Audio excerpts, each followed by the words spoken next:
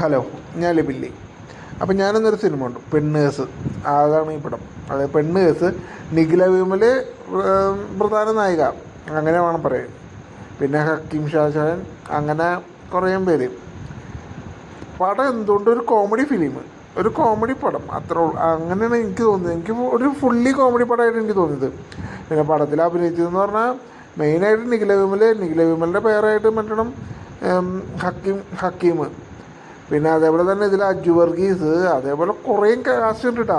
അജു വർഗീസ്, രമേഷ് പിഷാരടി, അതേപോലെ തന്നെ പിന്നെ അഖിൽ ആർസിയ, മറ്റേ കവലിയൂരോ ആ പുള്ളി, എന്തോ ഒരു ഞാൻ കണ്ടിട്ടുണ്ട്. അങ്ങനെ കുറേ പേര്, അങ്ങനെയും കുറേ നല്ലൊരു കോമഡി പടമാണ് പടം കണ്ടത്. അതായത് 2-2.5 മണിക്കൂർ കണ്ട പടമുള്ളൂ. പക്ഷേ ഫസ്റ്റ് ഹാഫൊക്കെ പോയത് നമ്മൾ അറിയുക പോലുമില്ല. കാരണം അമ്മാതിരി എന്താ ഒരു എൻഗേജ് ആയിട്ട് പടം കൊണ്ടുപോകുന്നുണ്ട്. നല്ല രസമായിട്ട് നിൽക്കുന്നുണ്ട്.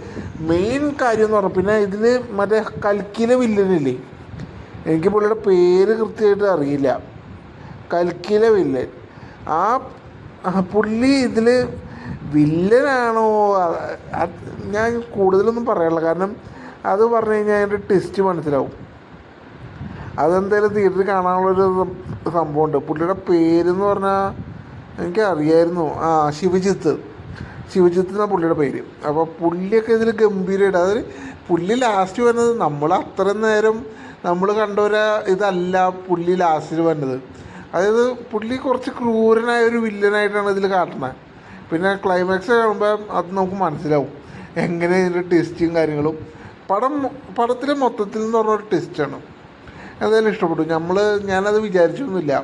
കാരണം ഇങ്ങനൊരു രീതിയിലേക്ക് കൊണ്ടുപോയി എത്തിക്കും എന്നൊന്നും ഞാൻ വിചാരിച്ചിട്ടേ ഇല്ല. അതാണ് പറഞ്ഞത്, പടം ഫുള്ളി ഒരു കോമഡി എൻ്റർടൈനറായിട്ട് എനിക്ക് ഫീൽ ചെയ്തത്. പിന്നെ മറ്റേ രമേഷ് പിഷാരടി, ഇവർ ഒരു ഗ്യാങ് ഉണ്ട്. രമേഷ് പിഷാരടി, അതേപോലെ തന്നെ മറ്റേ പുള്ളിയുടെ പേരെന്തൊട്ടാ, ഇർഷാദ്, മറ്റേ അഖിൽ ആർസിക, മറ്റേ അഖിൽ, അതേപോലെ കുറേ പേര്, ഒരു 4-5 പേര്. അതായത് പിന്നെ അജു വർഗീസ, എന്താ ഇതൊക്കെ. അതായത് കൂടുതലൊന്നും ഇതിനെപ്പറ്റി പറയാനില്ല. ഒരു ഫുള്ളി കോമഡി പടം അങ്ങനെ വേണം പറയാൻ. അങ്ങനെ പറയാൻ പറ്റുള്ളൂ ഇതിന്. പിന്നെ ഇതിലെ ട്വിസ്റ്റ്, അതൊരു ഗംഭീര ട്വിസ്റ്റായിപ്പോൾ. കാരണം ശരിക്കും പറഞ്ഞാൽ കല്യാണം, ഈ മാട്രിമോണി ആ ഒരു സെറ്റപ്പാണ്. കാരണം മാട്രിമോണി വഴി പറ്റിക്കപ്പെടുന്നതും അതിനെ ഒരു കഥയാക്കി. ഞാൻ പറഞ്ഞില്ലേ, കൂടുതൽ ഞാൻ ആ പടത്തിനെക്കുറിച്ച് പറയാൻ നിന്നാൽ അതിൻ്റെ കഥ എന്താണെന്നൊക്കെ ഉള്ളത് ഞാൻ വിളിച്ച് പറയേണ്ടി വരും.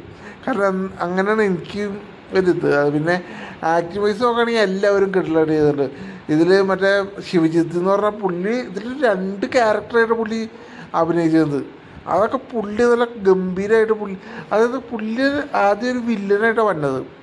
ആ വില്ലൻ്റെ കുറച്ച് മാനറിസവും കാര്യങ്ങളൊക്കെ കാണുമ്പോൾ തന്നെ നമുക്ക് തന്നെ ഒരു പേടിയും കാര്യങ്ങളൊക്കെ വരും. പിന്നെ ലാസ്റ്റാണ് അത് കണക്ട് ചെയ്ത് ഒരു കോമഡി രസത്തിലേക്കൊക്കെ ചെല്ലുന്നത്. എന്തുകൊണ്ടും ഞാൻ പറഞ്ഞില്ലേ, എനിക്ക് ഈ പടം കണ്ടിട്ട് ഒരു ബോറടി അങ്ങനെ ഒരു ലാഗോ എനിക്കൊന്നും ഫീൽ ചെയ്തല്ല. പിന്നെ ലാസ്റ്റ് ഇതിൽ ബാലയൊക്കെ വരുന്നുണ്ട്. ബാലയൊക്കെ ഒരു ക്യാമിയോ റോളിലൊക്കെ ബാല വരുന്നുണ്ട്. രസമാണ്. എന്തായാലും തിയേറ്ററിൽ പോയി എൻജോയ് ചെയ്ത് കാണാൻ പറ്റുന്ന ഒരു പടമാണ് പെണ്ണേഴ്സ് എന്ന് പറഞ്ഞ ഈ സിനിമ. ഏതായാലും കാണേണ്ടവർക്കൊക്കെ കാണാം. നല്ലൊരു സിനിമ. ശരി, അപ്പോൾ ഇത്രേ ഉള്ളൂ.